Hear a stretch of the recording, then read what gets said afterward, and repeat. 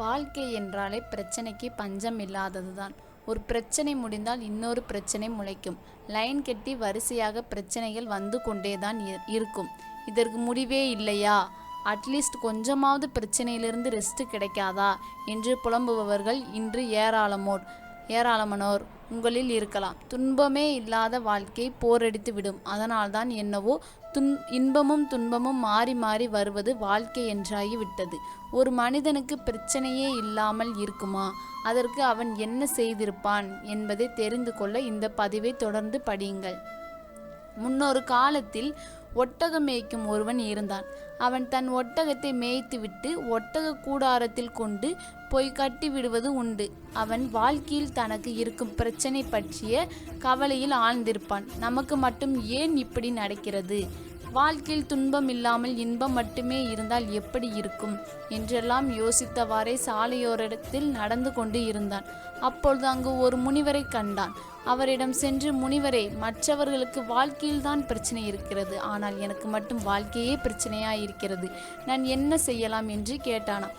அதற்கு அந்த முனிவர் அவனை பற்றிய தகவல்களை தெரிந்து கொண்டு, இன்று இரவு கூடாரத்திற்கு படுக்க செல்லும் முன் அங்கு கட்டப்பட்டுள்ள ஒட்டகங்கள் அத்தனையும் என்ன செய்வது கொண்டிருக்கிறது என்று உற்று நோக்கு. ஒட்டகங்கள் அனைத்தும் ஒன்று விடாமல் படுத்து பின்னரே நீ உறங்க வேண்டும். அதுவரை விழித்து கொண்டு இரு என்று கூறி வழி அனுப்பி வைத்தார். இரவு கூடாரத்திற்கு சென்று மேய்ப்பவன் ஒட்டங்களை உற்று நோக்கி கொண்டிருந்தான். அங்கிருந்த சில ஒட்டகங்கள் தானாகவே படுத்து விட்டன. சில ஒட்டகங்களை அவன் கட்டாயப்படுத்தி படுக்க வைத்தான்.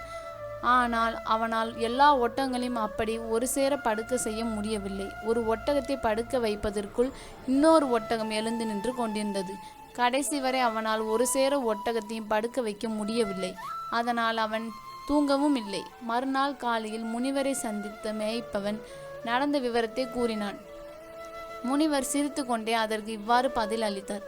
உன்னுடைய பிரச்சனையையும் ஒட்டகத்தை படுக்க வைப்பதற்கு சமமானதுதான். வாழ்க்கையில் சில பிரச்சனைகள் தானாகவே முடிந்துவிடும்.